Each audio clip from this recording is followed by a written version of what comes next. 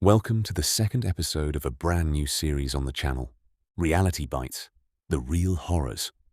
If you like this video, let me know in the comments and hopefully we can make it a regular series. When we think about horror, our minds often drift to fiction. Dark forests, masked killers, monsters lurking in the shadows. But the truth is that real horror rarely looks like the movies. It doesn't come with dramatic music and is seldom narrated by a voiceover. It happens quietly, in ordinary places, carried out by ordinary people who make a series of choices that lead somewhere unimaginably dark. Tonight's case takes place in the Black Hills of South Dakota in the year 2000. It's the story of a 19-year-old young man named Chester Allan Poage, a teenager who thought he was spending an evening with acquaintances, playing video games, hanging out, doing what countless young people do every night. Instead, those hours turned into a prolonged nightmare. And what happened to Chester Poage in those hills would become one of the most disturbing murder cases in South Dakota's modern history. Viewer discretion is advised. While this story avoids any overly graphic detail, the events described are deeply disturbing. Chester Allan Poage was born on July 4, 1980. He grew up with family who cared deeply for him and was known as someone friendly and easygoing. By the year 2000, he was living in Spearfish, a small community near the northern edge of the Black Hills, South Dakota. The kind of sleepy town where people pass the time hunting, fishing, riding horses, and ATVs. On the evening of March 12th, Chester invited several acquaintances to his family home. The house was empty at the time. His mother and sister were away on vacation in Florida. The visitors were three young men, Elijah Page, Briley Piper, and Darrell Hoadley.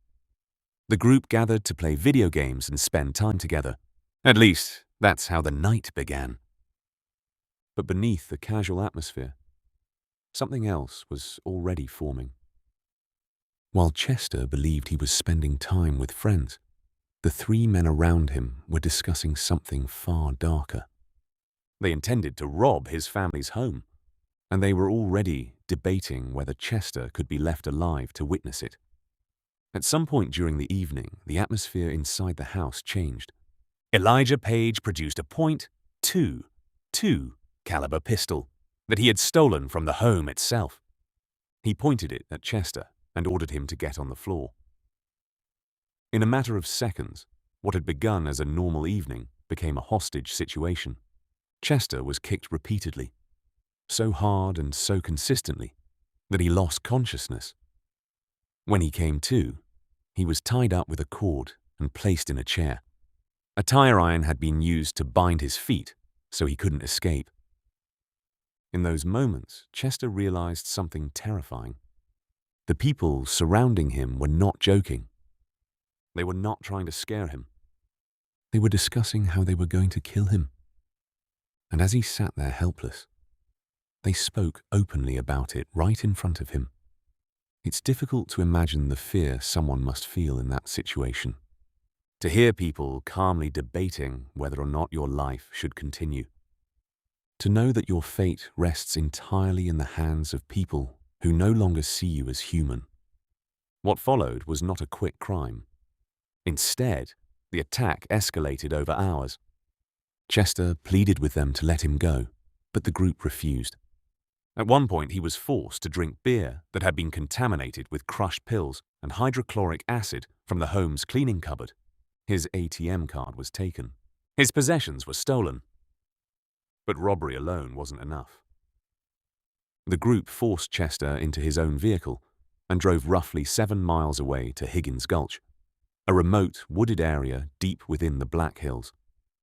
The location was isolated, dark, and far enough away from anyone who might hear his cries for help. When they arrived, the cruelty continued. Chester was forced out into the snow. He was stripped naked, apart from his undershirt, shoes and socks. He was made to walk downhill toward an icy creek while being beaten along the way.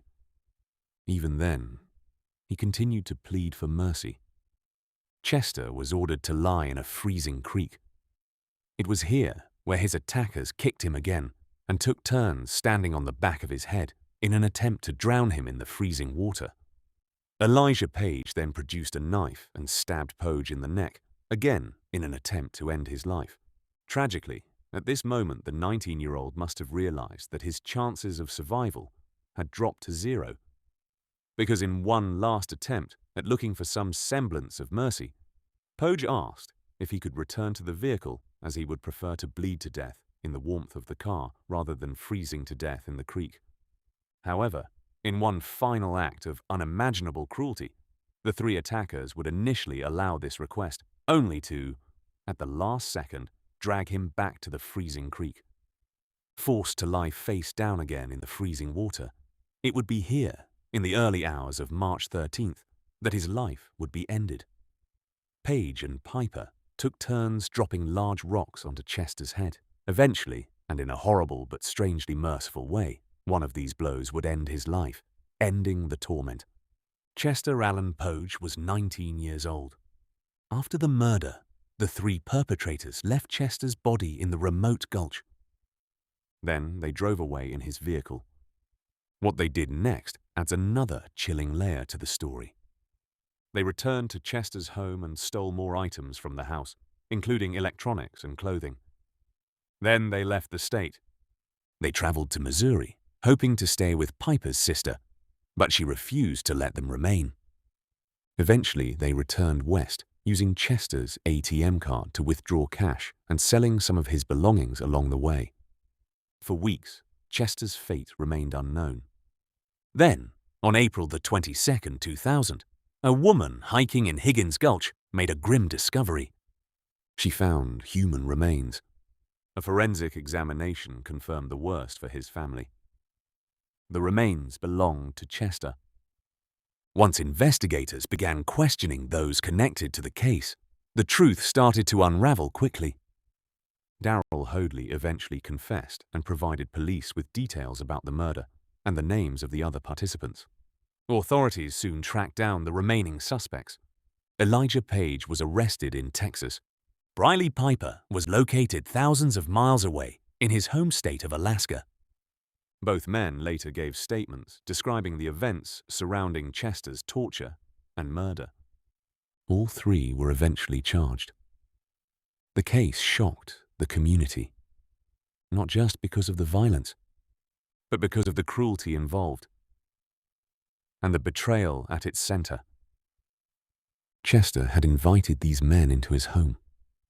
He had treated them as acquaintances, even as friends, and they repaid that trust with unimaginable brutality. In the end, all three men were convicted for their roles in Chester's murder. Elijah Page and Briley Piper both pleaded guilty to first-degree murder and were sentenced to death. Darrell Hoadley was convicted at trial and received a life sentence. It's easy in true crime stories for attention to drift toward the perpetrators, their psychology, their backgrounds, their crimes. But the most important person in this story will always be Chester Allan Poage, a 19-year-old young man who should have had decades of life ahead of him. Instead, his life ended in a cold creek in the Black Hills, after hours of suffering inflicted by people he trusted. Today, Chester is buried in Norton Cemetery in Norton, Kansas, the town where his life began. And while the killers will forever be associated with this crime, it is Chester's name that deserves to be remembered. If you found this video informative, please think about giving it a like and let us know your thoughts in the comments. And if you could subscribe to the channel to allow us to keep making videos shining a light on the victims of the times when reality turns into horror. Real horror rarely looks like fiction. It doesn't hide behind masks or supernatural monsters.